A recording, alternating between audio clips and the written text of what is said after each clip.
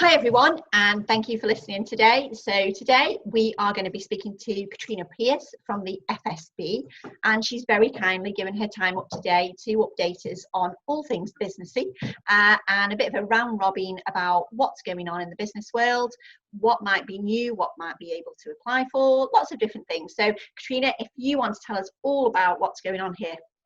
Thanks, Samantha. Now, as always, there's lots to tell you. I could keep you for several hours if you'd have me, just to let you know in detail everything that's going on. So I'll try and keep it top line, but really relevant to your sector and, of course, this fine county of Lincolnshire, because that's what we're really bothered about, isn't it? So biggest thing to happen this week, particularly, if we focus on this week, is the new rule of 6 coming in. Now, that really does affect your sector because it does apply to indoor settings and primarily social settings. So this is an attempt by the government to, I won't put it in quotes, but strengthen and simplify the rules around social distancing, households mingling and that kind of thing. I will leave it to you to decide whether they've simplified it. We're a matter of days into it at the moment, so I think people are still getting their heads around it and there is still some lingering confusion, but hopefully I can give you a bit of top line today on how this affects you and what those new rules are. So essentially, rule of 6 came in on Monday. Now this is very top line, a limit on the amount of people that gather in a social setting to 6. Now, if you're a household of 6, or if you're a support bubble of more than 6, doesn't apply. It's really in a social setting. Workplaces aren't covered by this, so don't panic about your staff thinking I employ 8 people. Don't panic. Workplaces are not covered by this. Childcare and educational settings aren't either. There is a whole host of extra guidance around those kind of settings, but really in a social setting, so if you're in a pub or going on holiday together, there really are now very strict limits on a maximum of 6 people gathering together. It's supposed to be 2 households, but in pubs and in a more social setting outside of the home, it's a maximum of 6 people, but it doesn't matter how many households they're from. So you may be asked to check, there may be some good guidance come through to ask you to check if you've got people checking into your accommodation, how many households are gathering together, but you really are in charge of making sure that there are no more than 6 people gathering at a table, in a room, in an accommodation setting, and that really is going to be quite strict now in an attempt to curb further spread of the virus. That will be quite strict. The police have new powers, enhanced powers now to regulate this and disperse crowds of more than 6, whether that's 8 people in a park or 20 people in a hired venue. The police have powers to disperse that and also issue fines that start at £1,000, but then double for every instance that individual is accused or caught breaking the rules. So this is getting quite strict now. Those enhanced powers have been in place for a while now, but they've become a lot more strict this week in an attempt again to keep it really confirmed to group parties of no more than 6. So that really does apply in your settings. So it's really worth getting a look at the government guidance. There are some really handy news articles out actually that really break this down. You can have a look at some on the FSB website for free. The Guardian, the BBC have also got some really helpful articles that break it down. What does this mean for me? Because it's different country by country. Obviously we're here in England, so we can only abide by that guidance. But do your homework on that. But essentially, groups of no more than 6 in your settings, please be strict about that. What also comes in at the end of this week on Friday, so it's Wednesday today, in a couple of days this comes in, are new, again, enhanced and now mandatory test and trace measures for the hospitality industry. So before, as the economy started to unlock a couple of months ago, many settings were being asked on an almost voluntary basis to record who was in your cafe, restaurant, accommodation, hotel, venue at any given time, and the times they were there and the group sizes, so that should there be an instance of a definite infection of coronavirus, NHS could track those people that had been in the same environment at the same time and inform them that they needed to self-isolate and or get a test. That's worked to an extent, but again, along with these measures, now we're heading into the autumn, the government is attempting to put some quite strict measures in place to curb the virus, and they're enhancing the test and trace facility. As of Friday, this now becomes mandatory for your settings. So you will have to, you will have to and will be required to by law collect the contact details of anyone that is in your setting. Now that could be a lead contact. It may be sensible to collect them for everyone, but that there will be further guidance about that. You are required to collect their name, their phone number, address, and the time and date they were in your establishment. You can't ask for email addresses or phone numbers or anything like that. And given GDPR regulations apply very, very strictly here, you must collect that data for only this purpose, for the purpose of test and trace, and keep it for a maximum of 21 days. That's usually 14 days for GDPR, but an additional 7 have been allowed to allow test and trace to potentially get in touch with you should there be an instance where they need to trace anyone that's been in your establishment. Be very careful about how you record and, importantly, store and then destroy those records after 21 days. GDPR still applies. We are not in new territory here. But something that might make it a little bit easier for you to do, easier on you and easier on your staff, the NHS have created a facility for you to create your own QR code for people to scan as they enter your establishment. So rather than having your staff or you dish out pieces of paper and forms for people to collect, put that extra stress on yourself to store them securely, destroy them after the right amount of time, you can go onto the government's website, look for NHS QR code, and you can generate your own code that's specific to your establishment. Just print it out and display it at the door or the entrance to your establishment and ask people to scan that as they go in. That will automatically collect the data about where that individual was when they were there, and ideally who else was there at the same time. So that's a really, really, hopefully, might take a little bit of stress off you, remembering and having to put in new processes to collect that data, store it, destroy it after the right amount of time. So I would really, really recommend going to the government's website, looking for NHS QR code. It will generate a code and email it to you, or you can download it there and then, and you can print it out and display it around your establishment, but encourage people upon entry to scan. It's almost like a check-in, essentially, almost like a check-in facility, a clock-in facility. That might take some stress off you, and also it will take some of the administrative burden off collecting that data. So I'd really, really recommend doing that. So they're the biggest 2 changes this week. Again, there's so much to roll with at the moment. I'm sure you're absolutely fatigued by it, but they're 2 critical things that really do apply to your sector, and it's important to get this stuff right. So I'm sure Visit Lincoln are going to be giving you really, really great guidance on what to do and where you can get additional information. If in doubt, head to Visit Lincoln, head to FSB's website and look at the government's website, and we'll do our best in between to keep you updated. It's not an easy job, there's so much going on. Other changes this month and coming at the start of October, again, to the job retention scheme, that really is in its winding down status now. So you are now required to donate 10% of staff's wages to anyone you've still got on furlough, as well as their pension and national insurance contributions. On the 1st of October, that ups to 20%, and the government's support will drop back down slightly to 60%. On the 31st of October, that's it. As far as we're aware, it will wind up completely. We are quite worried about that. I think it's quite safe to say that a lot of small businesses, many of you may be part of that, are eking out that scheme for as long as possible to get maximum support, because pretty soon that's going to wind up. Now, we're still campaigning very, very hard nationally and locally for that scheme not to stay in place as it is, because it is utterly unsustainable. At the moment, it is costing as much annually as the NHS does. So we know that is not sustainable, and lots of sectors and lots of businesses are back to work and are on our, hopefully, fingers crossed, getting back on track.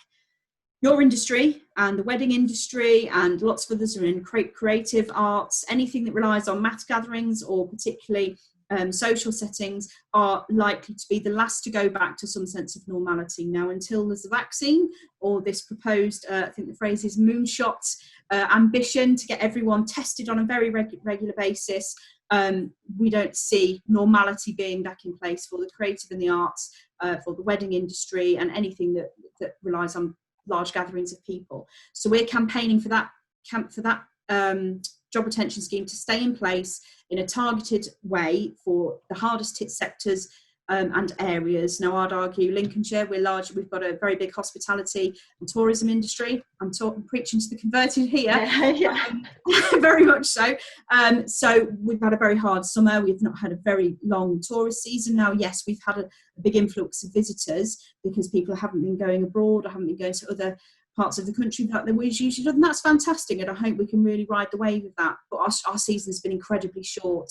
People aren't spending as much money as they usually would because of various reasons, which all largely boil down to the impact of the pandemic. So we're arguing that your sector needs to be supported for much longer into 2021, and I sincerely hope I can deliver some good news on that, or at least the Chancellor can, because it all depends on him.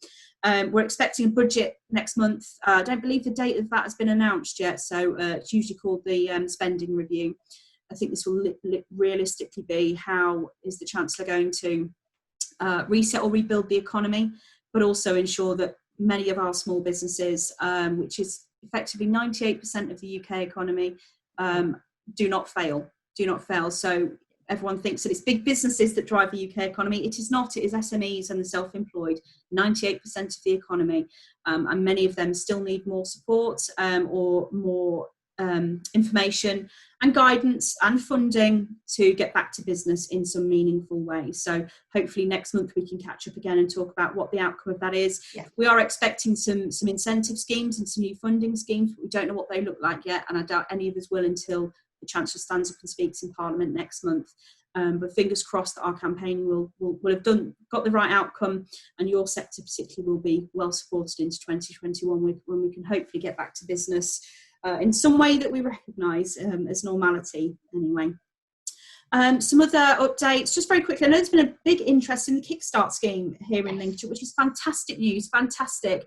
And this is exactly who it's aimed at. It's aimed at SMEs that want to get back to business, that have got some viable, meaningful jobs to offer to young people in our county. We know they're being very, very hard hit by this. The jobs market is not what it would usually be as people are leaving school, college and university. So this is a really great scheme that will enable those people to get into jobs and support small businesses with some extra resource paid for by the government. There was a bit of a sluggish start on that scheme. It was announced back in July and didn't realistically go live until a couple of weeks ago, but there's still some remaining barriers, as we see, for small businesses. Now, the biggest surprise that came out when it was actually launched was that if you're a large business and you've got a minimum of 30 places to offer to young people, you can apply direct to government, and you can start getting those pairs of hands into your establishment from November. That is, frankly, not possible for small businesses. That's usually what constitutes a small business, is that they are small on the headcount and don't, at this present time, have the resource administratively, or even have the roles. These people have got to have work to do. You can't just get some young people in to make the tea. These have got to be meaningful, viable jobs to get people into the workplace and get them on their career trajectory. It's not viable, doesn't work, not built with small businesses in mind. So we're campaigning and talking to DWP and Treasury at the moment to get that scheme either tailored and scaled accordingly for small businesses, so that your hotels, restaurants, venues, exactly like yourself, can take advantage of the scheme. Because let's face it, that would be 6 months of free staff, 25 hours a week paid for by the government. All those extra pairs of hands over the autumn, winter and into the spring that you really, really need to help get powered back up. At no cost to you. Until those barriers are taken down, I don't see it as being viable, or you'd have to apply via an intermediary, which at the moment doesn't exist.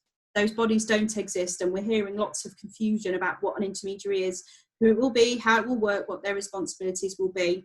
All I would say in the meantime is don't worry, we are working on that, and we are working to have a solution, and whether that will be through DWP, Treasury directly, or some other routes. We believe there will be a solution to that quite soon, but just bear with. But we are making sure that scheme will be opened up to businesses just like yours, and you can hopefully take advantage of that very, very soon.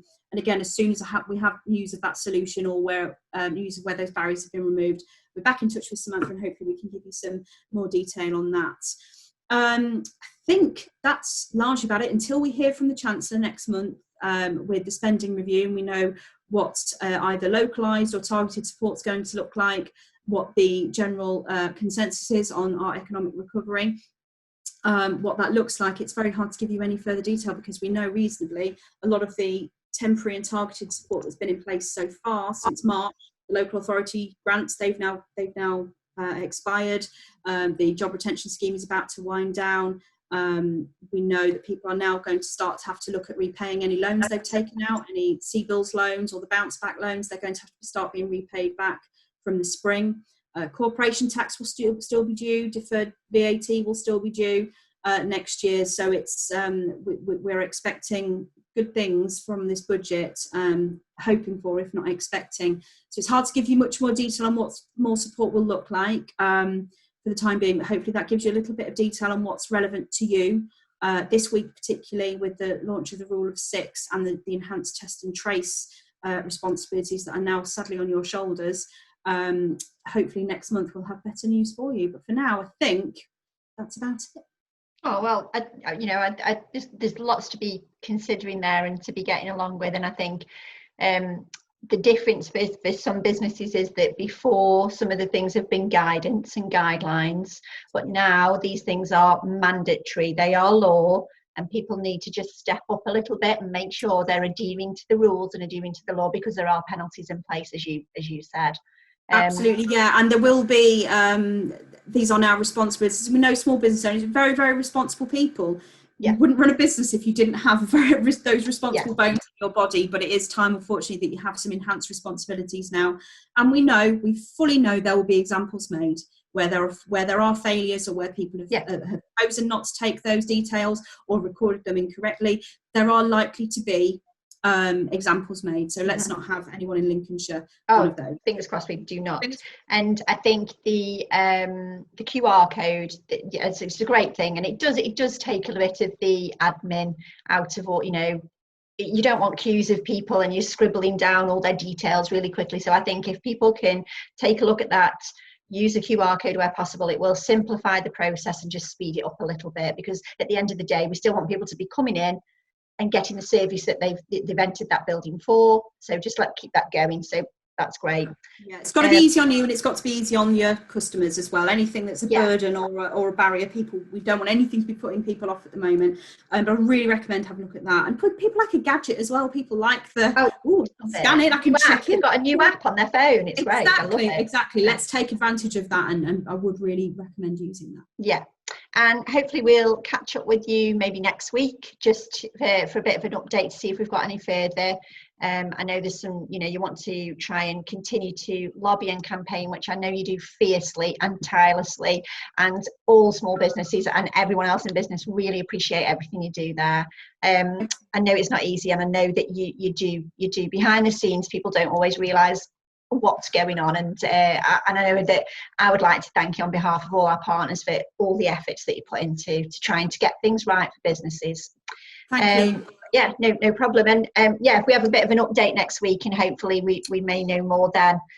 But yeah, for today, brilliant. Thank you, Katrina, and I do appreciate your time. I know you're such a busy lady, but yeah, really, really appreciate all the time that you give us and updating our partners. Brilliant. Always Thank a pleasure. you. Thank you. Thanks, Katrina. Bye.